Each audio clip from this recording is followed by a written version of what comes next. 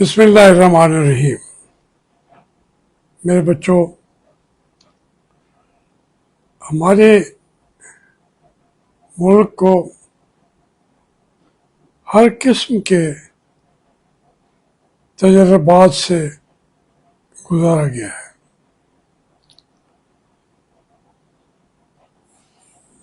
اب یہ تحریک لبیک کو آج کالعدم قرار دینے کی کارروائی شروع ہو چکی ہے۔ صوبائی حکومت اور وفاقی کابینہ پہ اسے ایک لحاظ سے جو قانون موجود ہے اس کے مطابق اس پر پابندی تقریباً لگ چکی ہے۔ اب وہ ایک مصرع ہے کہ میں تیرا چراغ ہوں، میں تیرا چراغ ہوں، جلائے جا بجھائے جا۔ اتنے کتنے چراغ جلائے گئے ہیں اس ملک میں، کس نے جلائے، کس نے بجھائے؟ اور اس جلانے اور بجھانے کے اندر جو وقت لگا وہ سالوں تک محیط ہے، آدھی صدی تک محیط ہے، اور پھر بھی وہ کہیں سے وہ چراغ جو آپ کے ہاتھ کے جلائے ہوئے ہیں وہ لگے رہتے ہیں۔ میں کھل کے بات کرنا چاہتا ہوں کہ اس ملک میں بہت ساری تنظیمیں وہ بنائی ہیں، ہماری جو فوجی قیادت ہے اس ملک میں، جس کے پاس ملک ہے، انہوں نے جلائے اور بجھائے۔ پاکستان ان تجربات میں کمزور سے کمزور تر ہوتا گیا۔ اب میں تو پارٹیوں کے بارے میں بھی بتاتا ہوں کہ یہ بھی انہی کی بنی ہوئی ہیں، انہی کی محفل سنوارتا ہوں۔ رات زبان میری ہے بات ان کی، چراغ میرا ہے رات ان کی۔ وہ وقتی طور پر بن گئی، لیکن لمبی رات ملک پر طاری ہو گئی۔ اب لبیک جو ہے اس کے اوپر تنظیم پہ تو نام پہ پابندی لگا لیں گے، لیکن جو اس کا ایک نعرہ ہوتا ہے اس پہ تو پابندی نہیں رکھ سکیں گے۔ یہ جو یا رسول اللہ کا نعرہ ہے، لبیک یا رسول اللہ، لبیک یا رسول اللہ، اس نعرے کے اندر تو بہت بڑی تعداد پاکستان کی علماء کی، علماء اہل سنت نہ بھی ہیں، جو اہل سنت ہیں وہ ان کو تو ان پہ پابندی لگ بھی نہیں سکتی۔ یہ کیوں کرتے ہیں؟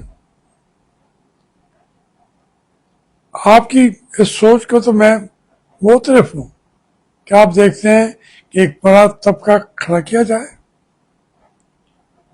اس کی لگامیں ہمارے ہاتھ میں ہوں، اور اس بڑے ایک پورے گروہ کو جو جمہوریت کے لیے بات کرنے والی حکومت ہو اس کے ساتھ ان کو لڑا دیا جائے. ووٹ ان جتھوں میں بدل جاتا ہے. یہ مسلم لیگ نون جسے کہتے ہیں وہ میرے سامنے بنی ہے. کس نے بنائی؟ جنرل ضیاء الحق نے. پورے ملک میں ایسے ہی بنائی. باقاعدہ میں ممبر تھا ملتان میں آ کے بیٹھ کے ضیاء الحق صاحب نے ساتھ اس وقت کے شہباز شریف نہیں محمد خان جنیجو بھی ساتھ تھے.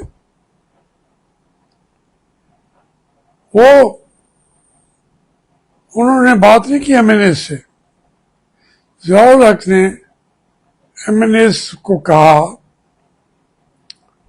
کہ بھئی ہم مسلم لیگ بنا رہے ہیں. یہ تو قائد اعظم کی مسلم لیگ ہے, آپ اس میں شامل ہو جائیں سارے. وہ اتنی پاپولر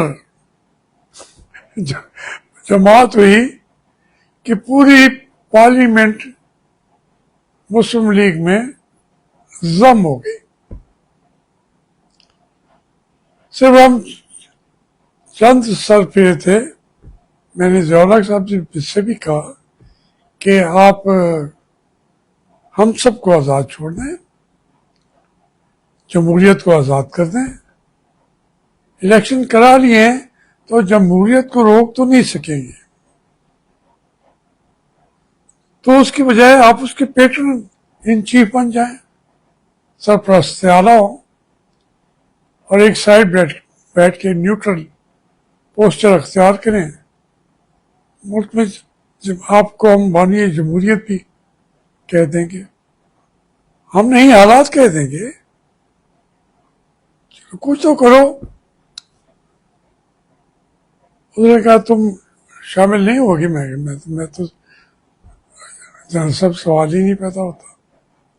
خیر میری ایک اختلافی رائے کے باوجود مسلم لیگ بنی, اور پھر اسی طریقے سے ساری پارٹیاں, پیپل پارٹی جو ہے اس کا بھی اسٹیبلشمنٹ جو مغربی پاکستان کی تھی, بیوروکریسی, جو ایوب خان سے کوئی چیزوں میں ڈپرائیوڈ تھے, تو انہوں نے پیپل پارٹی کو درپردہ سپورٹ کرنا شروع کر دیا, اور آخر جنرل گل حسن نے ان کو اقتدار بھی کے اوپر بٹھا دیا, بھٹو صاحب کو. اب ایک اسٹیج ہوتی ہے کہ سارے یہ جو سویلین لوگ ہوتے ہیں وہ پھر جمہوریت کو پسند کرنا شروع کر دیتے ہیں. بھٹو بھی جو ہے وہ تو انقلاب لا رہا تھا, وہ اس نے اسٹیبلشمنٹ کو آنکھیں دکھانا شروع کی. اس کا انجام کیا ہوتا ہے؟ اسی طریقے سے جو شروع میں شیخ مجیب ہی جو ہے وہ ان کے اپنے پے رول پہ تھا. وہ وہاں پٹسن کمپنی میں آدم جی کا وہ ملازم تھا. یہ وہاں کی بہت بڑی وہ تھی کمپنی, آدم جی پٹسن بیچتے تھے. تو ان کو باقاعدہ رکھوایا گیا تھا مجیب شیخ کو بھی. پھر پارٹی الگ کرائی گئی. پھر چاہتے تھے کہ جب اس کو کنٹرول کرنا چاہیں گے وہ ہو جائے گا, وہ نہیں ہوا. پھر हम लोगों ने तो वहां जाके देखा कि लोग मशरकी पाकिस्तान के साथ थे, लेकिन क़यादत मुजीब शेख की, उसका कंट्रोल अगरतला से कंट्रोल होता था इंडिया का। तो हमने इंडिया के सामने हथियार डाले थे ना, शेख मुजीब के सामने तो नहीं डाले थे। पलटन मैदान में कौन था? उनका कमांडर इन चीफ था। इंडिया को हमने उनके आगे सरेंडर किया। बंगाली इतने फिर भी नहीं थे, ढाका में इधर उधर वो एंटी पाकिस्तान थे जो वहाँ हिंदू रहते थे। अक्सरियत ने कहा कि हम तो नहीं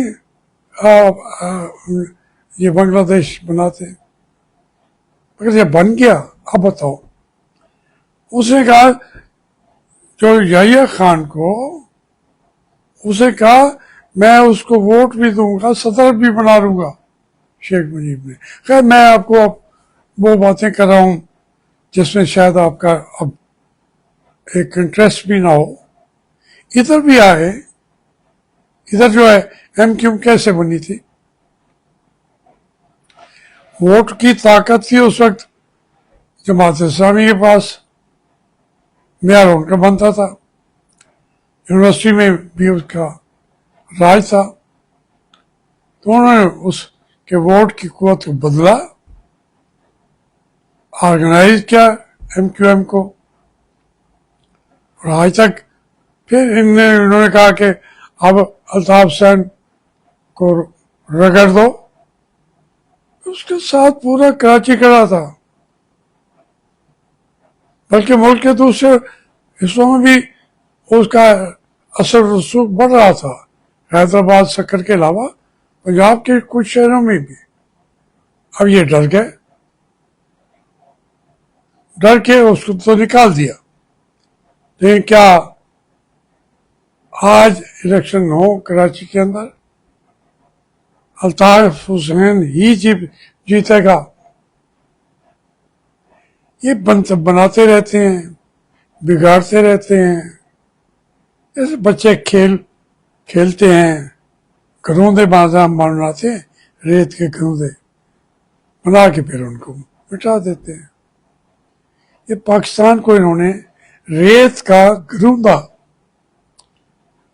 बना दिया। हमारी इंतजामिया एस्टेब्लिशमेंट है क्या? यही हमारी फौज। और फौज भी कंट्रोल किसका है? सिर्फ हमारी जमीनी फौज को कमांडर इन चीफ होगा।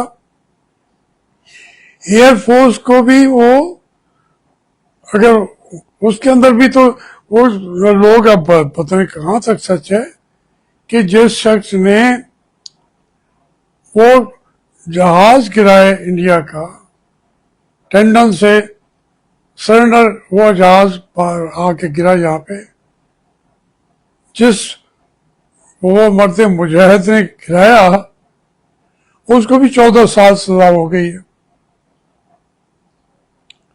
उनके ऐसे कैसे अंदर के अंदर ऐसे ये रास्ता अख्तियार करते हैं आईएसआई और आर्मी चीफ, कि हर चीज जो बनाते हैं फिर उसको तोड़ते भी हैं।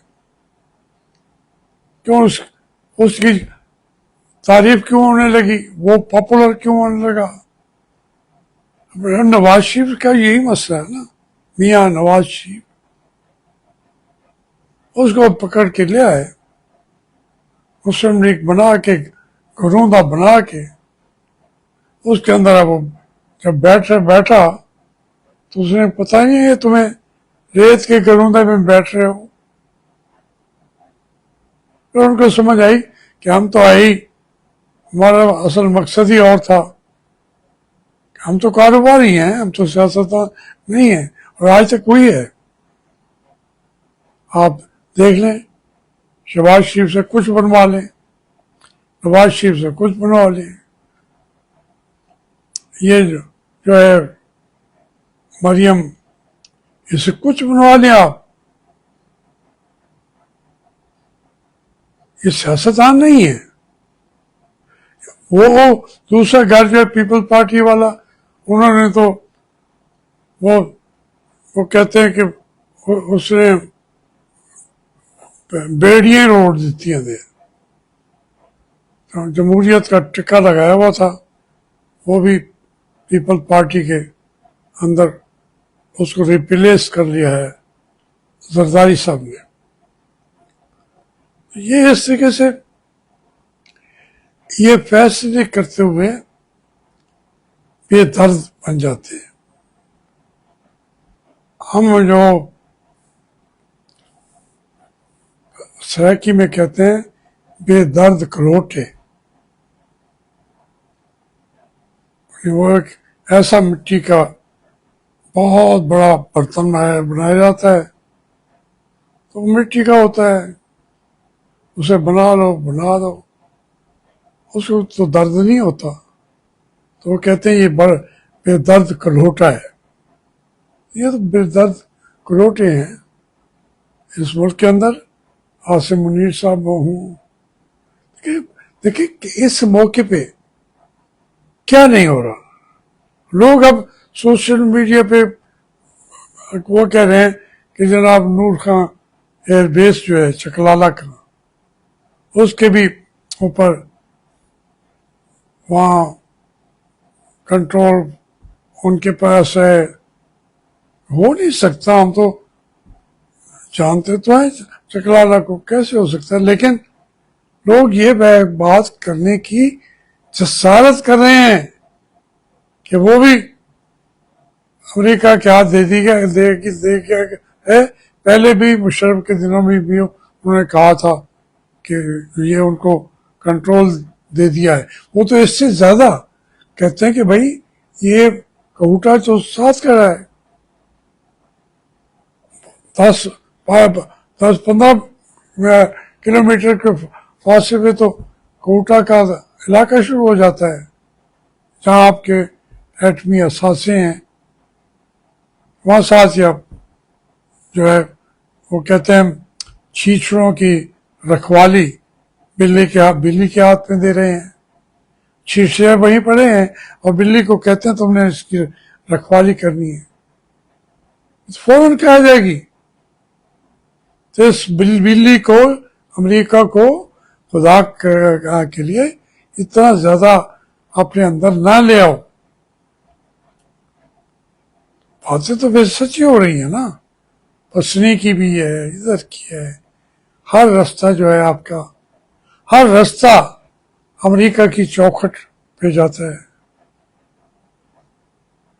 तो आप सर झुकाएं, हम तो सर नहीं झुकाएंगे उस चौखट पे। वाकम शेख ने ठीक कहा ना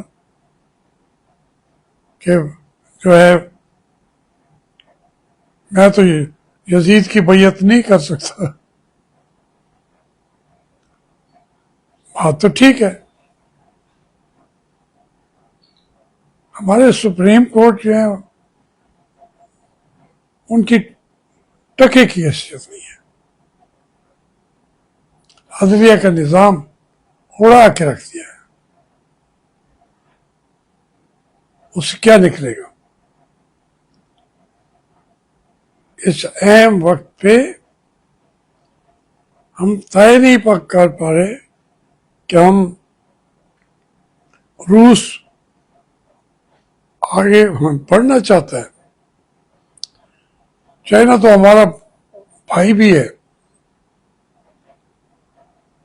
आप उसकी जो सिक्योरिटी को जितनी प्रोवाइड करनी चाहिए, जितनी अमेरिका को कर रहे हैं, उससे तो ज्यादा डबल। उसे तो हमारे मुल्क में अपने कितने चीनी मारे गए हैं,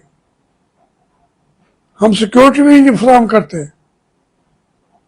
बल्कि किसी हद तक तो ये कहा जा रहा है कि उनकी जो चाइना वालों पे हमला BLA का या उनका नहीं होता,